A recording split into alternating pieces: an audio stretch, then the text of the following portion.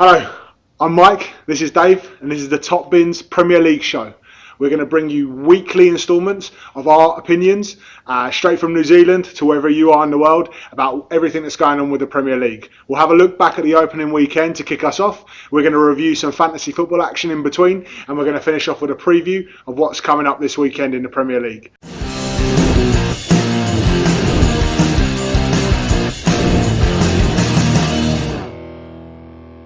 So I know that people are probably thinking, who are Mike and Dave? It doesn't really matter. What matters is that Premier League is back. Yes, baby. Dave, talk to me. Premier League's back. It's been a long English summer. Yeah. New Zealand winter. Looking forward to it. Teams have spent big. A lot of money's been spent, mate. A lot of money. A lot of money's been Teams spent. that you wouldn't be thinking throwing around money that unworldly sums they're throwing around. Unbelievable money. Just in Liverpool alone. Yeah. The unbelievable money. If you look at the Fulhams, the Wolves, even Palace, they've all spent a bit of money this summer. So 100 million for a promoted team. That's a good spend. Yeah. All right, let's get straight into it, mate. So obviously the most eye-catching fixture of the weekend was Arsenal against Man City.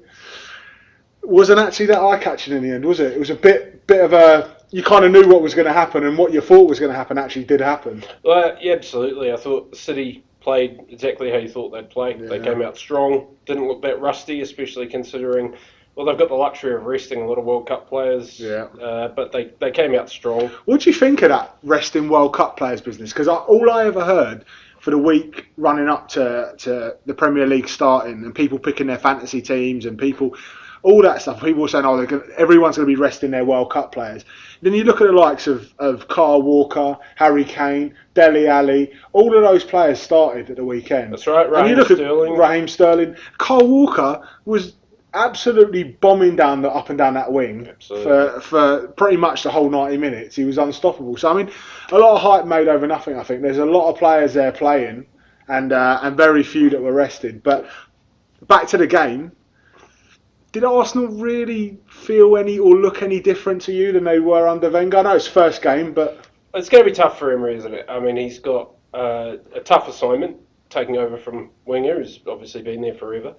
He's trying to change the style of football. They're certainly a more of a pressing side, just in one game. Yeah. But I think, like you say, they're going to struggle. I think at the back they're weak. I think in the midfield they're weak. They've got a great forward line, but it's going to really take some effort to make them into title contenders. And who were you impressed with? Who did you think had a good game, stood out in the game? For Arsenal? Yeah. Maybe nobody. Lacazette looked pretty good when he came on. What about that young lad, that Guendouzi in the midfield? He looked busy. He looked, and I tell you what, he was a defensive midfielder that actually just broke up a lot of play and played simply. And I mean, Arsenal have lacked a good, proper defensive midfielder for a long time. And Jack has been awful. Xhaka was awful, I thought, as well. And I think that Guendouzi, he's young. He's inexperienced in the Premier League, but he looked all right. He looked like a decent, capable player. And like I said, Lacazette, when he came on, he threatened, but he had a good chance when he came on. He's flattered to deceive, hasn't he, since he's turned up in the Premier League. He doesn't look the striker he looked in France, but I still think he's a quality player. Yeah. But I think, to your point, the problem for me, if I was an Arsenal fan, is I look at a young guy coming in who's hungry. Like you say, he played very well. But you've got experienced international pros on 5 times his salary next to him who just looked absolutely short of gas. And Ozil's got no excuse. They got bombed out in the group stage. He's had a holiday. He just doesn't look like he's got any desire. Same old Mesut Ozil, isn't it? Yeah, nothing for Big me. Games, doesn't turn up. Turn up against Bournemouth, when it means nothing, they'll score a hat-trick, wouldn't he? He'll get a hat-trick against Bournemouth and he'll go to sleep. And the Arsenal fans will be calling him a world beater and saying he's worth 100 million after Troops will be loving him blood. Yeah. Look, City, we're talking a lot about Arsenal, but City were good. They were efficient. They were exactly what we thought they would be. They picked up from where they were left off last season. Sterling looked very dangerous. He took his goal really well. That was not a typical Raheem Sterling finish. That was a very unexpected finish to that move. He did really well around the box, which is what you expect from him.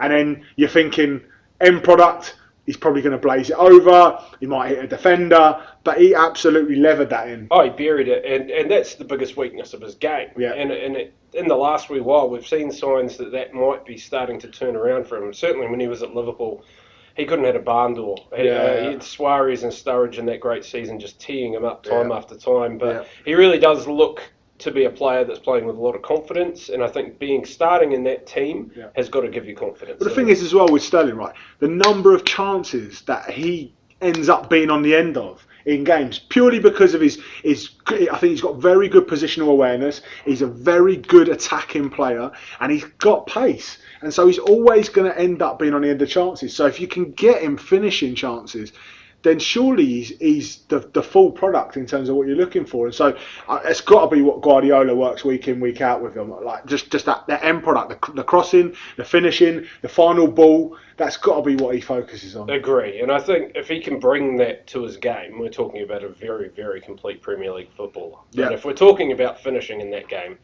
let's talk about Bernardo Silva's game. Hello. That was a lovely finish, wasn't it? Peach. Probably a miss-it cross from Mendy. We're giving the benefit of the doubt. I haven't checked his Twitter. I'm sure he's claiming it. It's a bloody hard skill to do that. When you're running onto the ball, body away, facing away from the goal, ball behind you, to lever it in like he did into the top corner.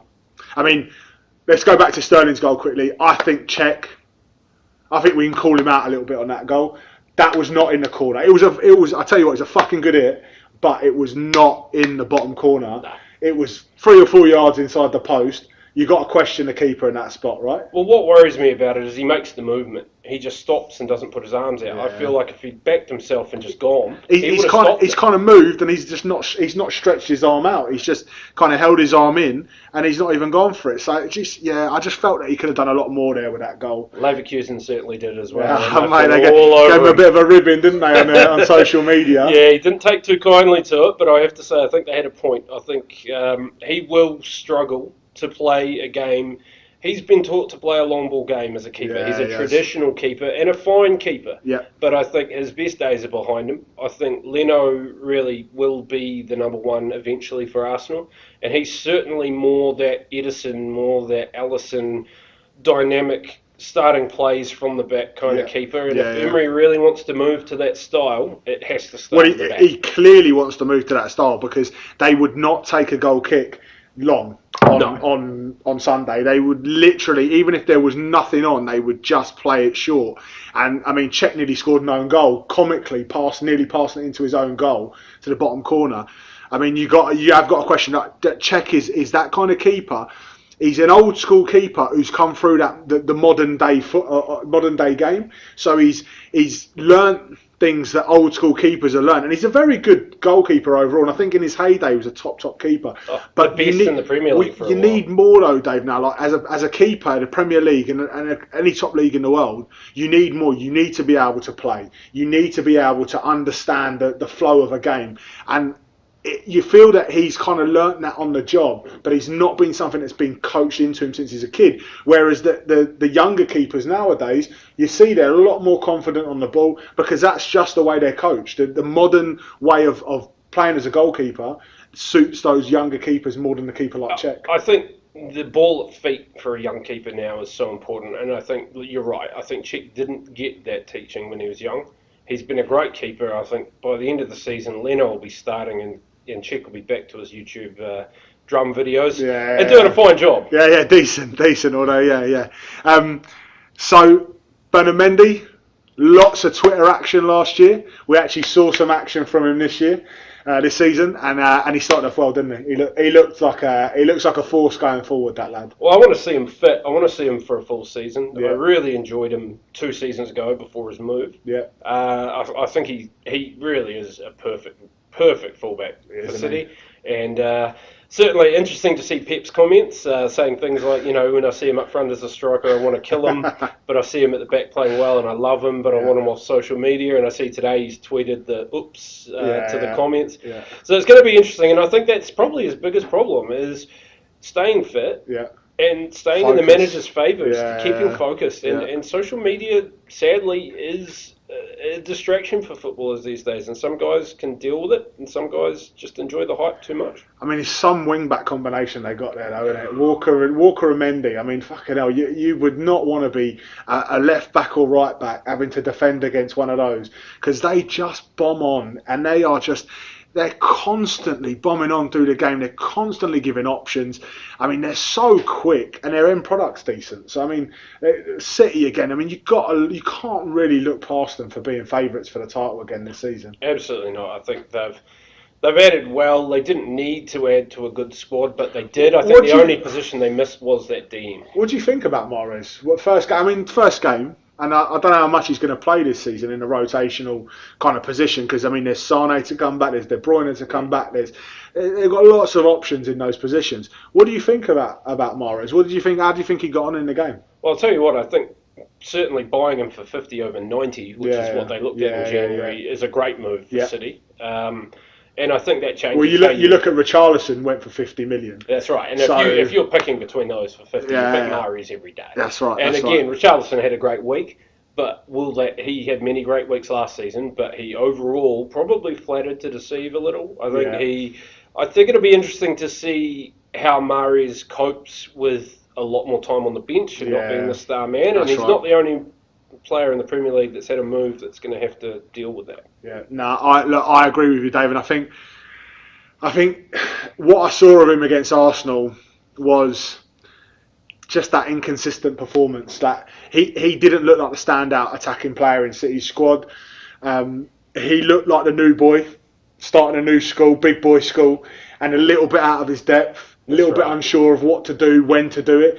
Flashes of it, that little step overs and the shot that he got off that just went wide. There was flashes of moments where you thought, yeah, you can see his quality coming through, but I'm not convinced that at this level, at a very, very top level in European football and English football, that he is going to cut it. But he's a confidence player. Yeah, he is. And I think we saw in the league winning season for Leicester, he played with just so much confidence and he played beautifully. Yeah. And in the next season, he lost a lot of that swagger, and that his performance has tailed off. So it's going to be interesting to see how Pep keeps him motivated while also probably warming the bench a lot of the time when these other players come back. Yeah. All right, let's move on. United, so the other half of Manchester now. United versus Leicester.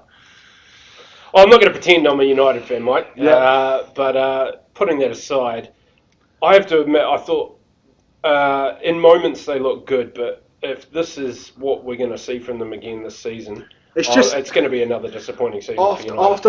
After the first 3 minutes, you were like, oh, are they kicking into gear straight away? Sanchez and Pogba and I mean, you just thought there was going to be something there. They got the penalty, they scored, and then they just defended. Like, what were they doing? Like, I don't understand that mentality when you have such good attacking players at home. At home against a Leicester team that, yes, they've got good players in their squad, but they are, let's be realistic, they're a mid-table team. Oh, and so why are you scoring a goal at home, confidence flowing through the veins, you've got a World Cup winner captain in your squad, and you get the dream start, and then you sit back on it? It just seemed like a complete poor mentality from United. And I just think that is the problem. I think Ferguson would never have allowed that kind of attitude. He would have taken one and said, right, let's be 3 by half time. Let's finish with 6. Yeah. And that's just not the United way anymore. It's take one,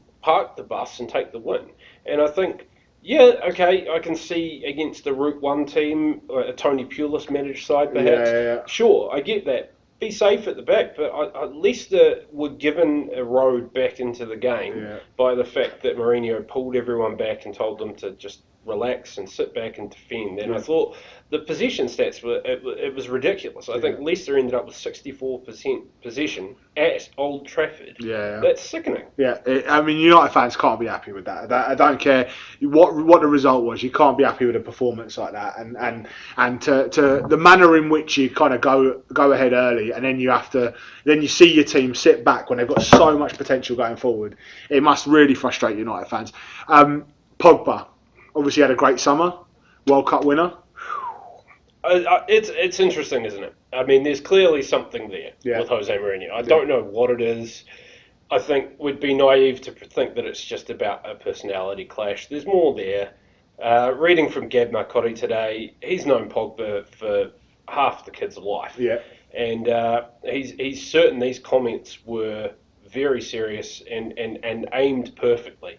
I can't say what I want to say or I'll be fined. Yeah. You're not beating around the bush with those kind of comments. And this is week 1. Yeah. And I do not understand as a manager why you wouldn't, when asked in America, what did you make of Pogba? Rather than just saying, the lad had a great summer, I'm so proud of him, World Cup winner, can't wait to have him back. He just goes on he's just criticising him from the off. Yeah. Give the guy's riding a wave of absolute joy. Bring him in with that same mentality. Let it flow through the squad and see what happens. He's your playmaker. He's your star man. Yeah. And you're just beating him down on week 1. Well, the thing is as well, you've got to think that they signed Fred for a reason, right? Like, surely he's the enabler. He's like the Matuidi for France. He's that player that is going to allow Pogba the freedom, the creativity, the space to be able to play his natural game. Because last season, when we saw him in the midfield too, he was nothing. He was nowhere to be seen in a lot of games. And because that just simply doesn't suit him. He needs that pure defensive midfield holding player, and he needs another player who's just going to sit there in the middle, passing very simply around the team, and then Pogba's wanted to go and get the game by the scruff of the horns, drag their attack forward, and really stretch games. And so you've got to think that he signed Fred with the view to making Pogba great this season. Absolutely. But then everything he's saying in the media is completely contradicting that. And the thing that I find strange is he spent half of last season criticising Pogba for not defending enough. It was clear to everyone that wasn't Pogba's role, and as soon as he bought Fred, you just thought, right, that's great. Yeah. He's releasing Pogba, Yeah. breaking the shackles. Go and play now. Play your game. Yeah. Play the game you played at Juventus that made you worth the money we've spent on you. Yeah. But already he's trying to, it feels like while he's made that acquisition, he's trying to reel him in and just let the guy play. Fair play to Pogba. That penalty was as calm as you want, wasn't it? I couldn't believe it. I was waiting for the baby steps to stop. Yeah. They just kept going. I was thinking it reminded me a bit of that. Do you remember Zaza for West Ham when he was doing that run up and he just fucking missed his penalty? I thought he was going to do that, but he ended up bury it with that power of that run up. Yeah. Quite absolute top bins as well. He put that, didn't he? As good a penalty as you'll see. All right, let's go back. Let's take a focus away from United quickly. Leicester. I thought Maddison, young lad, 21, come from the Championship, played for Norwich last season. I saw him in the Championship a lot, and I thought he looked like a player there. You think you always worry when players come up for that kind of money from the Championship into the Premier League, and they're given responsibility that they're being set up to fail, because it's a tough step up, especially at that age, 21. Mm-hmm. But I thought he had a fantastic game. I thought the first half in particular, he looked busy. He looked tricky. He got into the pockets, into the spaces where he needed, where Puel would have wanted him to be. And he looked like a decent player. Well, he looked every bit of Premier League player, didn't he? He didn't look out of his depth at all. And the clubs that were in for him over the summer, I mean, we're talking rumours of Liverpool, rumours of Manchester United, rumours of Manchester City. I mean, these are big clubs that are looking at a player. He made the right move. Yeah, I think he's going to get game time, isn't he? I'd have loved him at Liverpool, but he wouldn't have played. Nah. And I think he's made the right move for his career. He's going to get game time, and if he plays like he played in that first half, especially, he's going to be something. I think they've spent well there. And look, they got a goal. Vardy came on late in the day. Of course he did. Lovely goal, 2-yard finish. Would have ruined the dreams and hopes of all fantasy players that had De Gea or Shaw in their team. They would have been fuming at that going in. But it was a coin toss for me with Alisson and De Gea, and I just felt like United would keep the clean sheet. But boy, Vardy, you just can't deny him. And look, I just mentioned Luke Shaw there. I think he had a good game, and that lad has had, as much as professional footballers don't get a lot of sympathy from me because they get paid a lot of money to play the beautiful game. Luke Shaw has had a rough ride in the last couple of years. He's had a lot of injury problems. He's been bagged out by his own manager a lot over the last year or so. But he had a good performance. He played well, didn't he? Look, if we were at work and my manager talked to me like Jose Mourinho talks to him, I'd have left years ago. I mean, the guy has been absolutely pulled over the coals. But I thought he looked back to the kind of form that he had at Southampton that earned his move. He looked good, he looked sharp, he looked fast. Unbelievable that it's his first senior goal. I know. I couldn't believe when I saw that stat. I couldn't believe it. The guy's a quality player. It'll be interesting to see if he can keep fit, if he can keep confident, and what he can do. I mean, I'd love to see him have a good season. Do you think Mourinho's going to give him a run? Like, do you think he's going to keep him? Like, once he's got some other players back, like once Young's back, is he gonna start him every game? Because like you feel that now he's made himself like he has to be selected for the next game. There's no way you can drop him after that performance.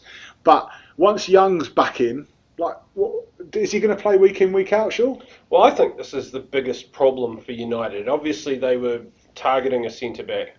I understand that. I think Lindelof's not been great, but I think he may find his feet this season. I think Bailey's been all right. The others, Smalling and Jones, I'm so on myself. I mean, the vegan diet, I don't know, Chris Smalling, do what you want, mate. But vegan diet's right here as well. Yeah, you can see. You can tell I'm on the vegan bodies diet. Are temples here. Yeah, but my biggest concern looking at their squad, if I was a United fan, is the fullback position. I mean, your starting fullbacks are over 30. Yeah. I don't think they're... And they're not fullbacks. They're not. They're converted wingers that aren't blessed with a lot of pace anymore. Certainly, maybe they were, but the championship manager in me says pace started at 15, but we're down to a solid 9. Yeah. I feel like Luke Shaw can make that position his own. Yeah. But I think it's really a lot to do with his own head. Yeah, fair enough. Sanchez, he was crap, wasn't he? I just don't get the guy. I really don't. What happened to him? When he was at Arsenal, he was fucking brilliant. Like, there would be games where he would just take it by the scruff of the neck and there'd be 1-0 down and he'd turn it round and they'd win 3-1. Yeah. At United, he's been shit. Every single game I've watched him, apart from that second half against City, he has been shit. He's not been anywhere near the player we know he can be. So, what's going on with him? I hate to keep repeating it, but I think it's Mourinho. It's got to be, isn't it? You've got these guys that have got these attacking instincts, and his natural game now certainly never used to be the Mourinho that we knew. When he broke out with Porto and everyone, it was the attacking football that made him a star as a manager. It's almost like he's got this fucking persona of being a part of the bus manager and a win at any cost manager, and he's just living it now for the sake of a character, like living his character out, rather than actually thinking what is the best way to manage my football team, to get the best out of my players, the best out of the money that I've spent on these players. Like, it just seems like he's almost like a fictional character now, that he's playing up to the role rather than actually like changing and adapting to the team that he's got. Well, he seems to love the role as a villain, doesn't he? But I just don't get it. I think you went all in to buy him. The guy's a natural attacking player. His defensive game is weak as pus. Yeah, it is. He just has nothing defensively. Yeah. You can't ask him to do that job. Yeah. And I think Mourinho's asking him to maybe have the first 15 minutes to play his natural game and then to just sit back. And I don't think you'll ever see the best of Sanchez at United. Such a shame. Good player. I hate to see good players going to waste. Final word on Mourinho. After the game, he kind of mentioned this, that his role shouldn't be called a manager. It should be more of a head coach role, that his title that he should be given. I mean, is this what we're in for the rest of the season with Mourinho? Is it going to be this? Well, look, in America he was awful, wasn't he? The first press conference of the season, it was, we're bad, I've only got kids. Yeah. I mean, he was just slamming his players from day dot without a ball being kicked. Into your first game, you've won it, and you're still just talking absolute shit about your players and about your staff and about you and about your chairman and who's coming in. Yeah. I mean, look, I just think it's going to be a season of him droning on that sort of rubbish and woe is me, I've got such a horrible position getting paid millions of pounds to, manage this dream team. Yeah. What a shame. Yeah. Well, look, Jose, if you're listening, it's the last word we're going to say on you today. Well, maybe not. But if you're listening and you want to come on a Top Bins podcast, you come and talk to us, and we'll set the record straight. If you are a positive chap deep down, come and talk to us, and we'll get that. We'll tease that out of you. I'll even change my shirt, mate. There you go. All right, next game, Spurs against Newcastle. Can we just take a second? Can we just take a second to talk about that kit? That kit, fuck me, that was horrible, that kit, wasn't it? Now, look, I think one of the biggest talking points of the opening weekend was how bad the away kits are. And I want to put on the table that Liverpool's purple kit is not something I'm going to get behind. But this Spurs kit is as bad a kit as I have ever seen in the Premier League. It was horrendous. Horrific. Yeah, it was. I mean, I think it's one of those ones where you look at old kits that your team wore back in like the mid 90s, and you look at them now and you think, oh, that's a shocker. But Spurs kit, after the first game, their fans are like, this is a shocker. It's absolutely horrendous. And really odd. I'm used to most big clubs, end of the season before, release the kit, maybe played the last game of the season, and then the kit. Spurs waited and waited, and it was very Daniel Levy, wasn't it? I mean, it's just like how he plays his transfers. Wait till the last minute to unveil this kit, and then they put it out. I thought it was a joke when I saw it on Twitter. I thought, you were taking the piss. And when they walked out in it, I thought, oh, God, I'd be embarrassed to wear it. There you go. All right, so look, fashion advice aside, because I know we are probably at the peak of very fashion. Yeah, very fashionable chaps. But fashion aside, how did you feel Spurs went? They the only club in Premier League history to have not signed a single player in the summer transfer window. Only club in the top 6 leagues in England that didn't bring a player in. I mean, what did you think of him? I thought, let's start with Kane. It's honest, isn't it? And he looked tired. He did. He did a lot of work at the World Cup. Yeah. And I don't think just physically. I think mentally. Yeah, he did all the interviews and Unashamed England fans here. We followed every game. Yeah. The guy poured everything into it, and he had a great World Cup. Yeah. He had a great World Cup, but I think he's tired. I think August. He won't score. I think you say that he had a great World Cup, Dave, and on paper he did. He scored 6 goals. He won the Golden Boot. I actually think in a lot of games he went missing and he didn't actually turn up, and he dropped really deep to try and get into the game, and he was just ineffective. And I think when Harry Kane is at his best is just when he is hungry to just be in that box and just be an absolute nuisance to the defenders and be on the shoulder all the time, ready to pounce on any chance that comes. As soon as he drops deep, it's just like when we used to see Rooney do it. Very similar. Can affect the game in a very similar way, but whenever he drops deep into midfield, becomes ineffective. I thought Kane just didn't look that great. Well, it's funny you mentioned Rooney, because I feel like it's exactly the same thing that happened to Rooney when he got the captaincy for England. His role changed. He started coming deeper. He wanted to be more an orchestrator than a finisher. And I mean, we've seen Rooney the other day in the MLS. I mean, the guy's still got something to offer, but that's another story. I think Kane, he looks tired, but they've got no one else. I mean, I can't believe they haven't bought a striker. I can't believe they haven't boosted that midfield. They get a couple of injuries. Spurs are in a lot of trouble. The thing, you look at it, right? They get an injury to Kane and they get an injury to Eriksen. They're in big trouble. You got Son. He's off to the Asian Games. You've got Ali, who's had a few injuries through the World Cup and through the summer. He could be susceptible to injuries this season.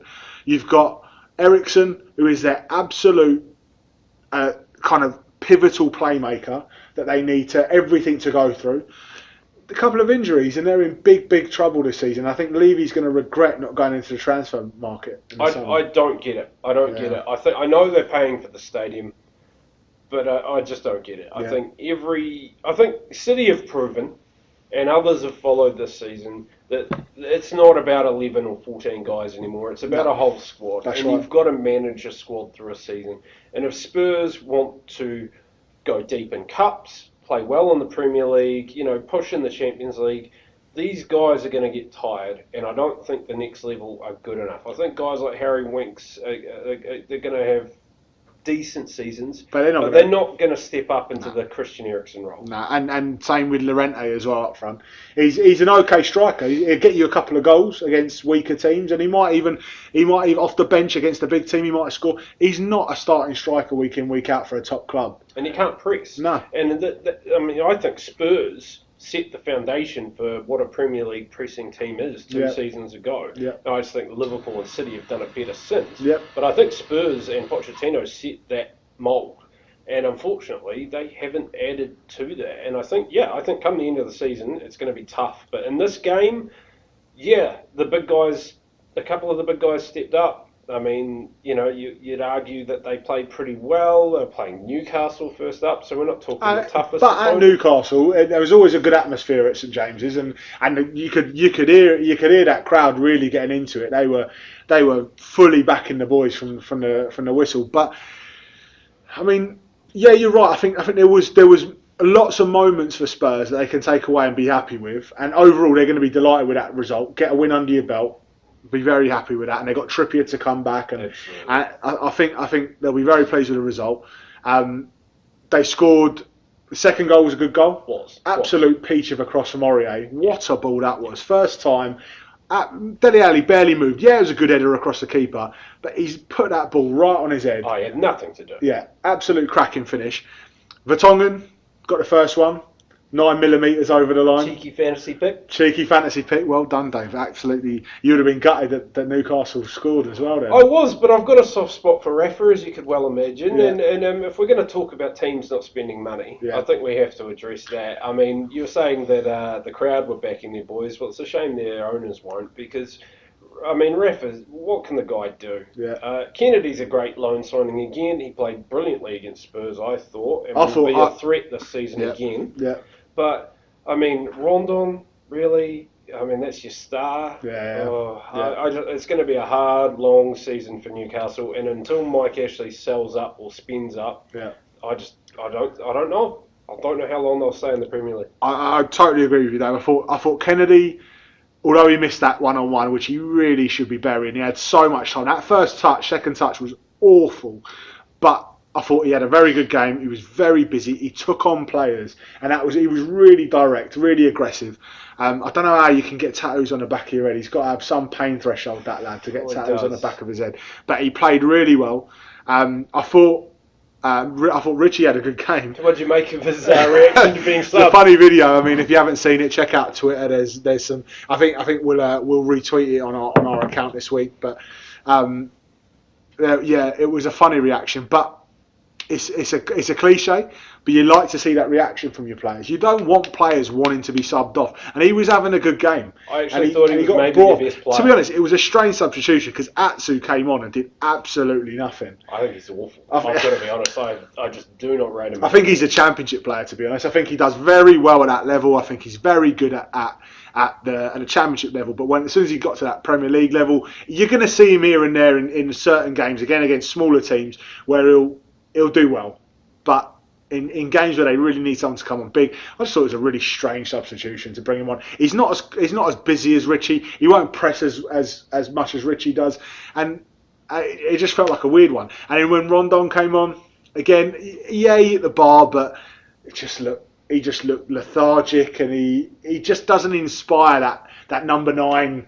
Typical number 9 for Newcastle, does he? He's not that Shearer, that goal scorer, that one that you're going to look at and think he's going to get us 30 goals this season.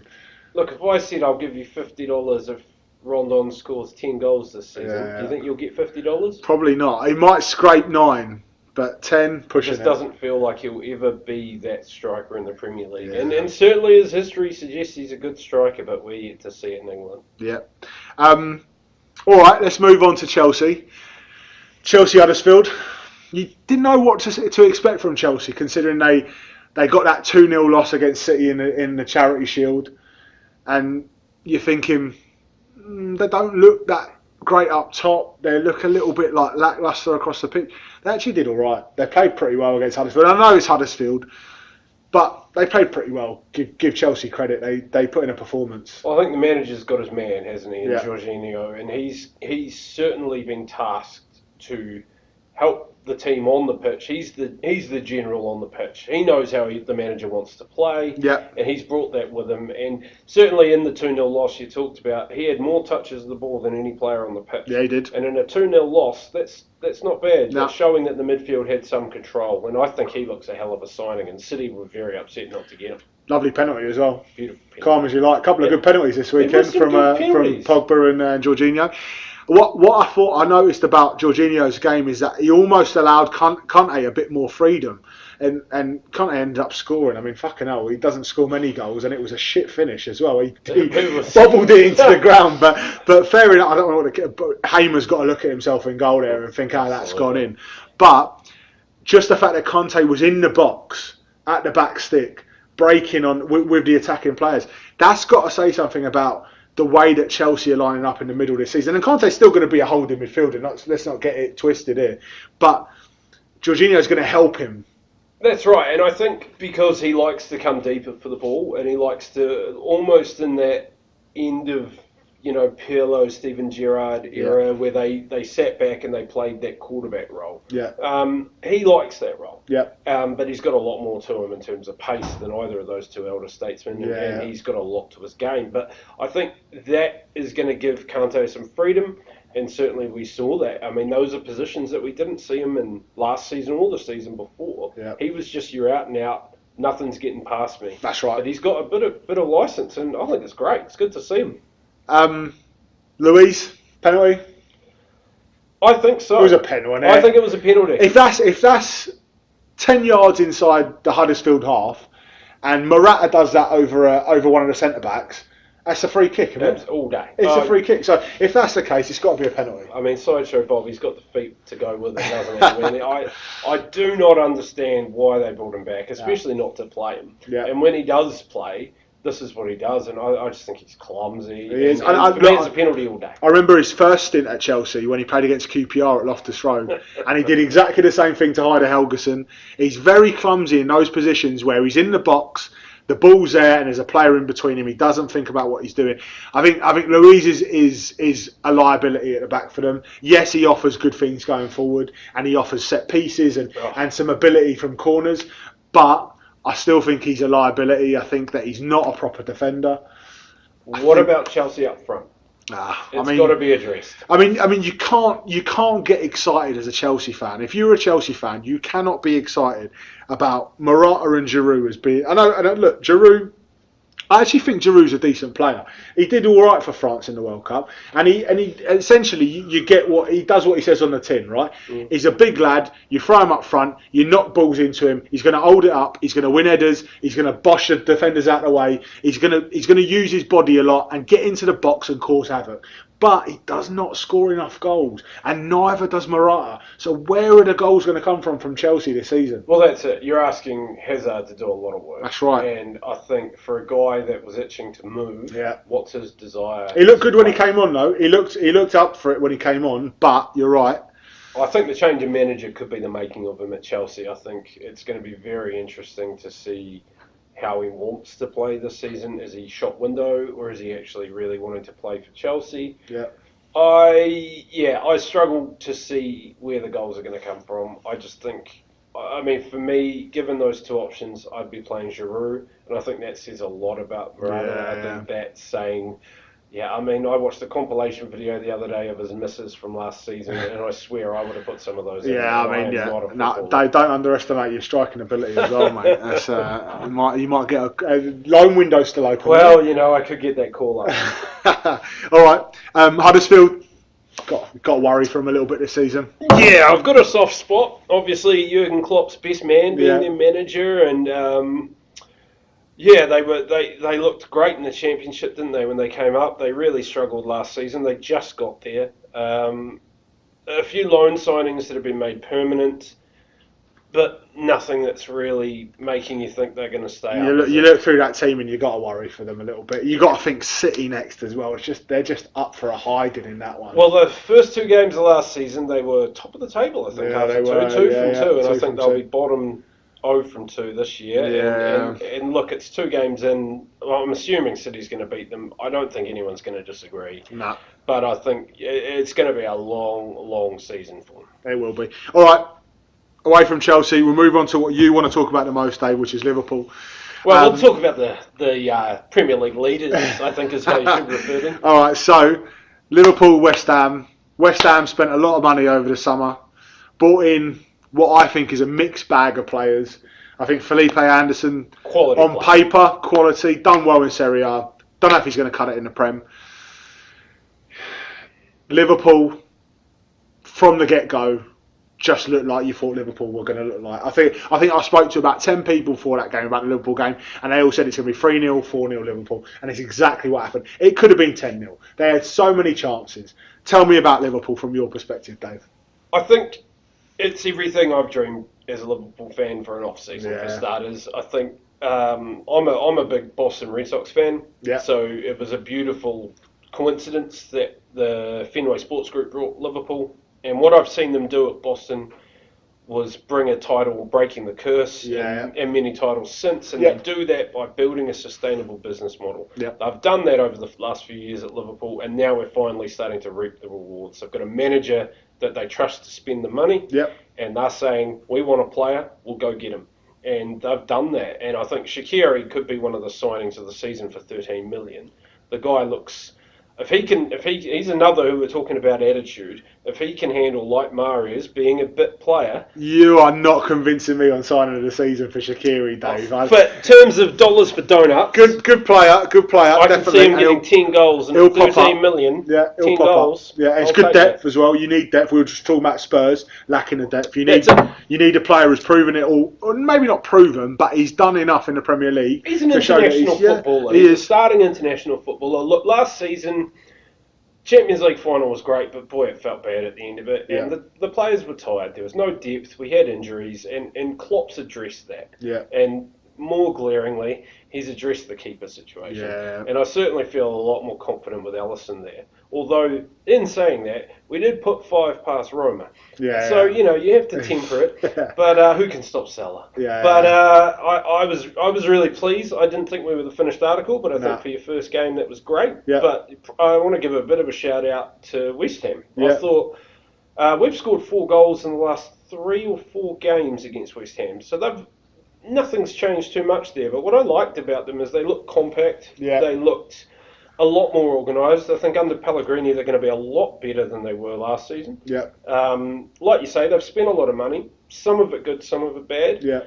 But I certainly think they will be a better team this year. There's been a lot of fan unrest, a lot of hate to the owners. But there's been a lot of unrest there. I think Pellegrini can give them a spine, and I think they've got some players up front that, given a bit of solidity at the back, they could. I'll tell you what, though, mid-table. The thing I worry about with West Ham is when you look at their squad on paper, they've made a couple of signings, Yarmolenko and Felipe Anderson, but they have got some bang average players in that squad. Ogbonna at the back, I'll tell you what, he's not up to it. He's not Premier League quite. Every time I watch that fella, he's stealing a living. I tell you, he's not a proper defender.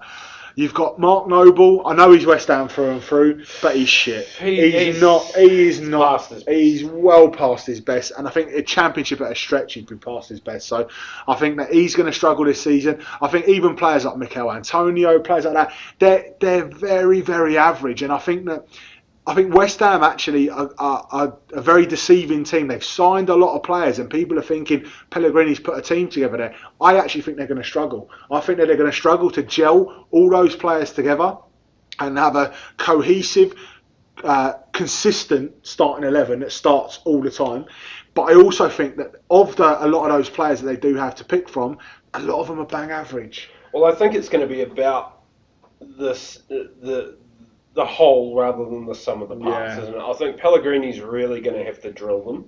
And it was obvious by his reactions on the sideline that they were not following his instructions on the weekend. Fabianski was a busy boy.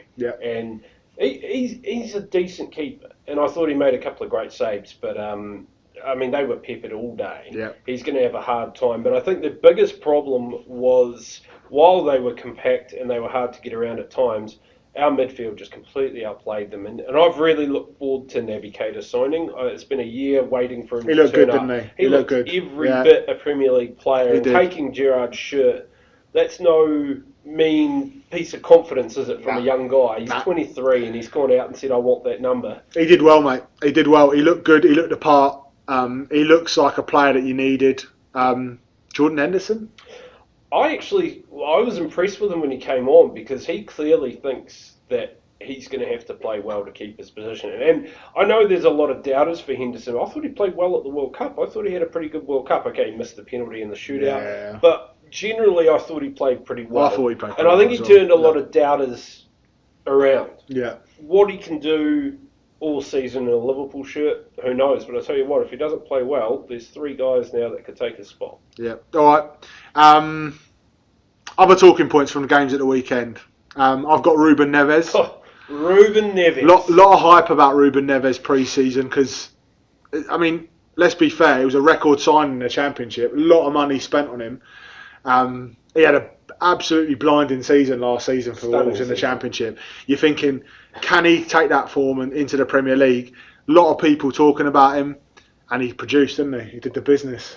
I was shocked with how well he played. Yeah. I really was. Look, I think Everton have made some good signings, and I think if Jagielka had been there at the back for that final cross, maybe that wouldn't have been a goal. Good cross though, wasn't it? Yeah, it was a great cross. Another one where he doesn't have to do much, he's just landed on his head. And he's just created space in the build-up to it. He's got no right to get a ball like that in, and he just looks a great player. I mean, yeah, I have to agree. I thought, looking at him in the Championship, can you take that to the next level? Every sign so far says, yeah, you can. Yep. And yeah, he could be a fantastic Premier League player. Good first goal. Nice free kick. Pickford probably questioned him a little bit. We saw on the replays that he shifted his weight a bit to the side that the wall was covering. Didn't trust his wall. If he just stayed and left his weight on the other side, he probably would have. Again, it was 2 or 3 yards inside the post. It's not top corners. You expect your keeper to save it. I feel that's a hangover of having Ashley Williams in front of you. I think he's not trusting his defenders. Yeah. But I think you did right. I think, look, as good a goal as it was very savable. Yeah. And Jordan Pickford. My word, what a World Cup he had, and what a player he is. I think he is every bit the top 5 Premier League goalkeeper. He's got a huge future, but yeah, that was a mistake. And Jagielka, red card or not? Interesting. I thought it was a red card looking at it. Yeah. Certainly read a lot about it. A lot of people don't think it's a red card. Yeah. Watched the great video of Stuart Robson with an ex-Premier League referee. Yeah. Will VAR call that? All day, they say. Yeah.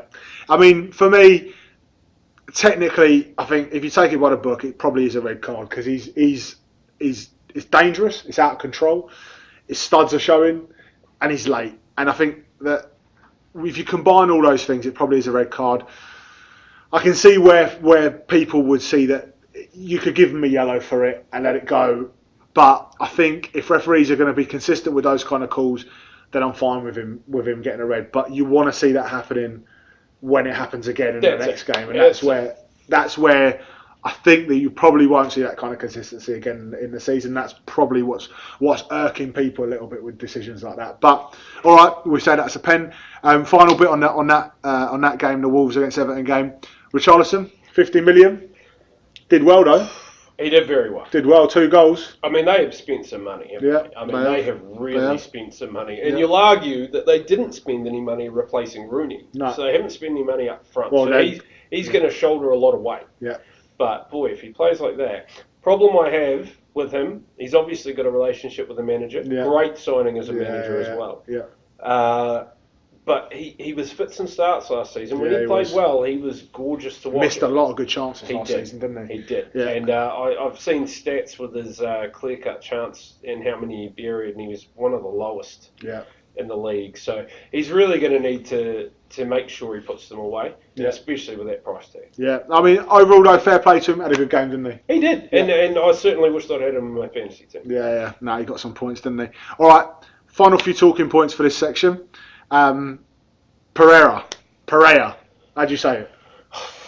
You say goal. You say goal. I mean, what a fizzy banger that was, that first one. What I loved about his goals was they were so different, but they were both sublime. I mean, obviously we're gonna spend more time talking about the first one around the water cooler, aren't we? It was an absolute peach, but the second was a ripper as well. Yeah. I mean, he's a player. He is, and he's another one. He's like Shaqiri, right? He's where you see him whenever he scores goals. They're never ordinary goals. They're always decent goals. Very good technique, very good technically gifted player.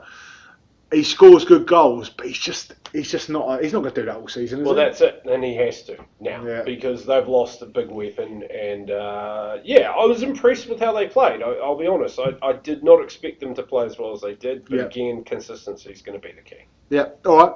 And another one for shocking kits. Their home kit is fucking horrendous. It's an absolute nightmare. It's vomit in the form of a football kit. All right, Palace, good win. We love a bit of Roy. Hennessy in goal. Hennessy, I mean, we've talked about this previously. Hennessy off Mitrovic alone, 4 absolute pearls. Which I'm gutted about because I have Mitrovic up top in my fantasy team. There you go. I wish I'd had Hennessy as my keeper because boy, he must have got some points. I mean, he some of the better saves I saw all weekend. Yeah. He was outstanding. He did very well, didn't he? Another Palace player, another defensive player for Palace, Wan-Bissaka. Who'd have thought? Did well, didn't he? Absolutely. I mean, what is this? I think his 8th Premier League game. Converted winger. Yeah. Found by Richard Shaw, wasn't he? Absolutely. Ex-Cov, yeah. Absolutely nullified Sessegnon. Yeah. I mean, here's a player, if we're talking about championship players like Neves that had great seasons. Sessegnon had a cracker, didn't he? He was brilliant. And I could not wait to see him in the Premier League. Yeah. Still haven't. Watched the game. Didn't see him, Did nothing. Wan-Bissaka with the assist for Zaha's goal as well. Yeah, Zaha could be the signing of the season in the sense that they kept him. Keep him. I mean, he looked dead set to be gone. You have to worry for Palace if they don't keep Zaha. You've got to worry for him. Benteke is a shadow of his former self at Villa. And you've got to think, where are the goals going to come from for them if Zaha doesn't play week in, week out? I mean, Liverpool just kill big strikers, don't they? Yeah. I mean, Andy Carroll looked to player for a while, didn't he? And then we got him and killed him. Yeah. Benteke, mostly against us for Villa, absolutely brilliant, but he just looks awful. Yeah, he was shit. Cardiff, new boys to Premier League. First guys down. I think I'm worried about more them than Huddersfield. I mean, where are the goals going to come from? Yeah. They looked awful at the back, completely disorganised in the midfield. Yeah. Nothing seemed to work for them. No. Warnock, there was a great picture of him blowing his nose. Yeah. He's going to be using that hanky to dry tears very soon. Look, I love Neil Warnock for what he did at QPR and the fact that at championship level, he is a phenomenal manager at getting you out of that league. He does not have the quality, the know-how, the understanding of wide enough a player base to be able to keep that Cardiff team up this season, I don't think. Exactly. Playing Junior Hoylett week in, week out, players like that are not going to keep you in this league. I think I agree with you. Cardiff are going to struggle. I think they'll go down. He's a proper old school gaffer, but I think he'll be right back to the championship. Yeah, I think so too. And the other game that we haven't really talked about was a bit shit was Southampton against Burnley. Well, I mean, Burnley, Sean Dash, he loves the championship top scorer, doesn't he? I mean, he's done it 2 seasons in a row. He's bought the top one. Good on you, Woody. Yeah. But to be fair, Woody had a couple of great chances, couldn't put them away. That wasn't solid a at the game. back, though, aren't they? They're just so solid at the back. You just think that they're going to have so many clean sheets this season. They are. That they're not going to go down. I don't see them going down. I see them struggling to replicate last season's success. Yeah. In saying that, I don't think they'll be too far behind that. Yeah. It's more about what the others above them have done than what they haven't done. Yeah. But look, I think you're right. They look drilled at the back. They look very solid. Tarkowski had a good game. Always. Looks very solid at the back doesn't again. he? Got to be an England starter sooner or later. Absolutely. Very good defender. How Cahill makes the squad and he can't, I've got no idea. But poor old Danny Ings, he got his move back to his home club. He got the 9 jersey. He did. And boy, he just looked like the same player he was at Liverpool. You got a feel for a player like that. Another one you probably ruined. Yeah. Yeah. Well done. To be fair. Well done. Yeah. At least he doesn't bite people, right? Yeah. All right. The next part of this show is a review of one of our fantasy league teams. So we've picked one at random. So this week we've got Daniel Bathurst. He's one of our new players in our fantasy league. If you want to find out some more details about the league, just go to our Facebook page. It's facebook.com/topbinsfantasy, and you can find details of how to join.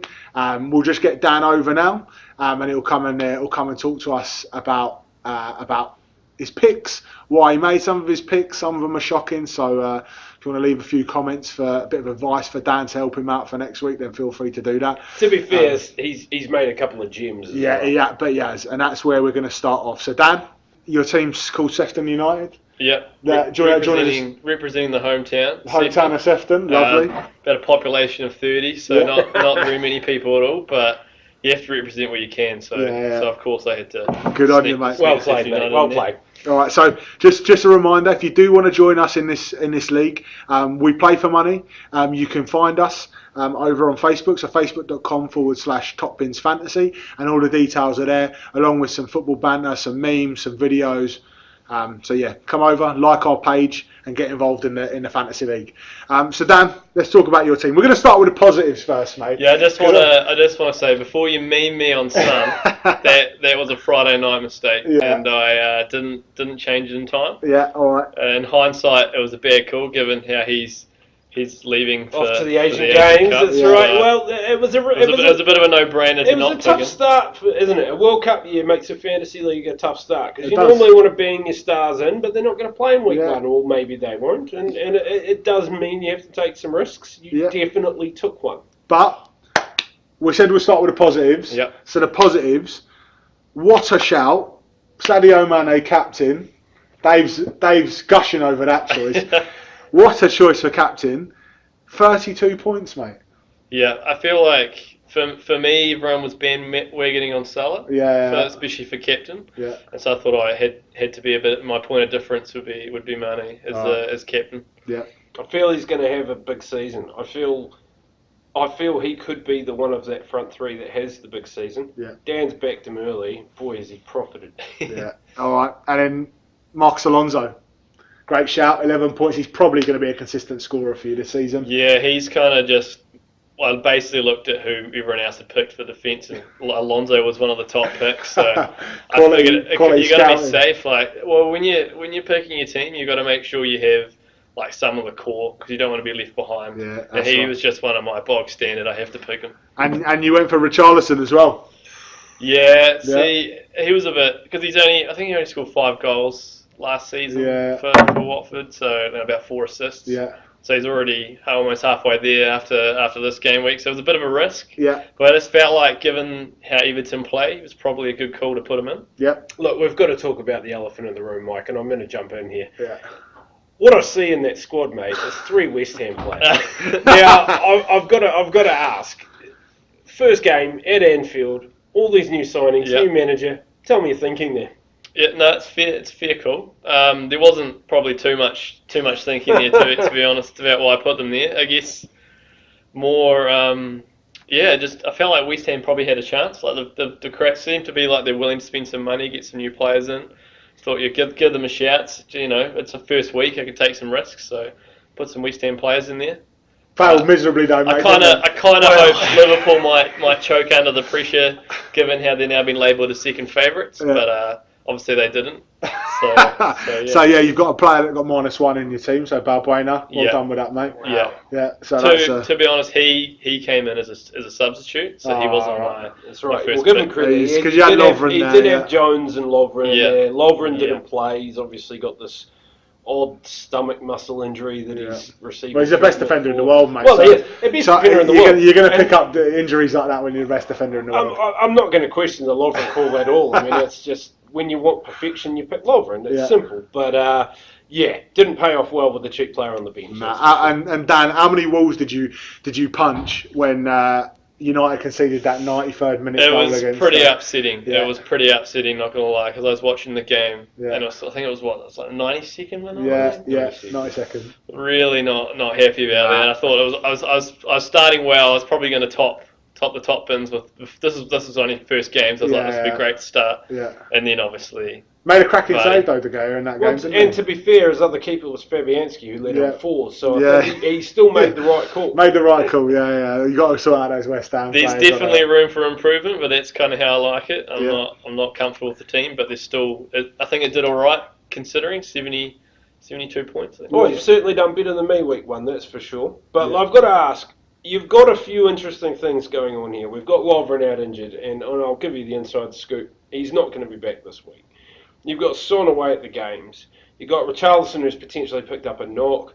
There are a few questions about who's going to play next week. Yeah, but I'm not going to sweat. I'm not going to be the sweetie who just fully subs it or plays as wild card in game week 1. You're not going to -4 for an extra transfer? No, I think my thinking currently, and I don't know your opinion is on this, but it's probably I think it's Neves seems to be the bandwagon that everyone's jumping on. So I'll probably swap him in, I think, and then I'll just see how we go for the next few weeks. I'm not gonna.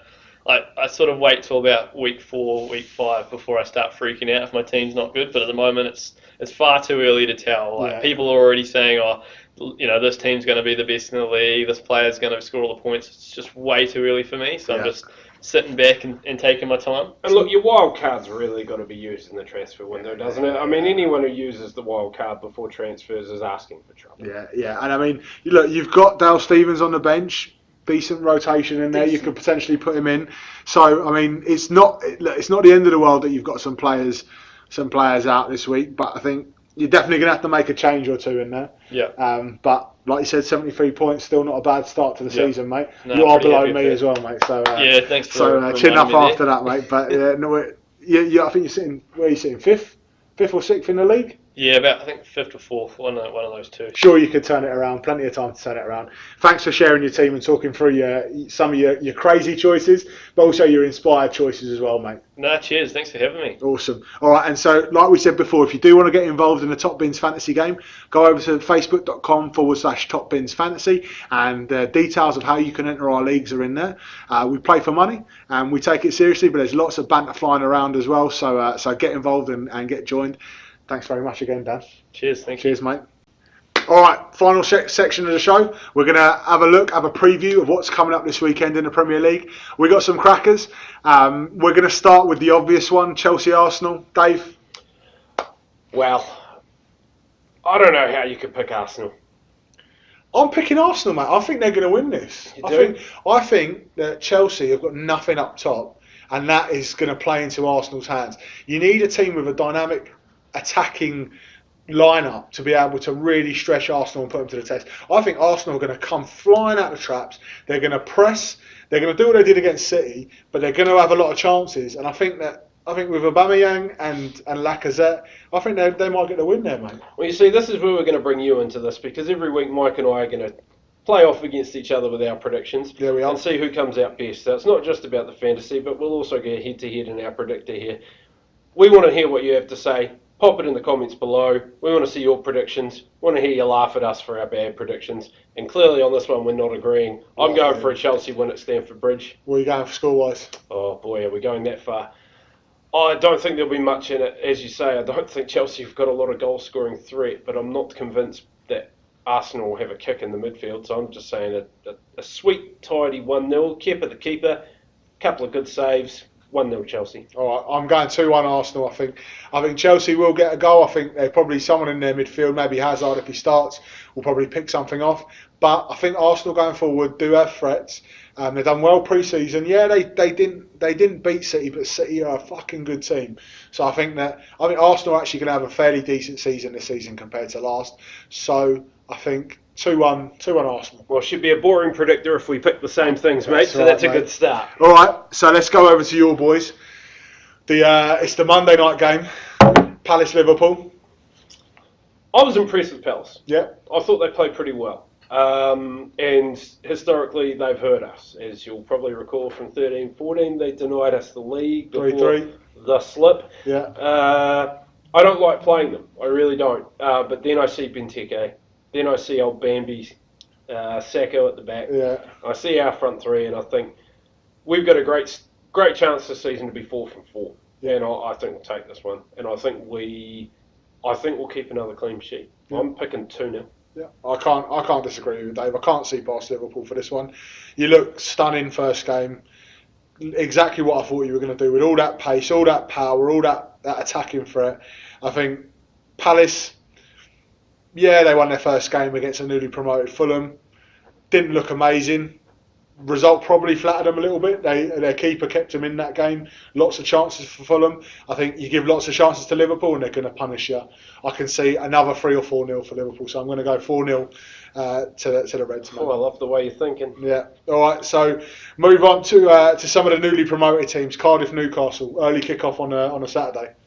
I mean, it's at Cardiff, but I don't think that changes anything. As much as I think Newcastle really didn't do what they needed to do in the transfer window, they'll go out there and they'll do it in Cardiff, and I just can't see anyone but Newcastle coming away with it. And I think it could even be another 2-0. The one thing I can see with that could be a factor there is the crowd, and they're going to be so up for it. Their first home game of the season, they're going to be well up for it, and it could play a factor in raising some of the games of the players there. I still think they're going to struggle. I think that Newcastle look decent against Spurs. They look like they got enough to beat a team like Cardiff. So I reckon I'm going to go 2-1 Newcastle. 2-1. Yeah, I think that'll be the score. Fair. All right, Spurs and Fulham, London derby.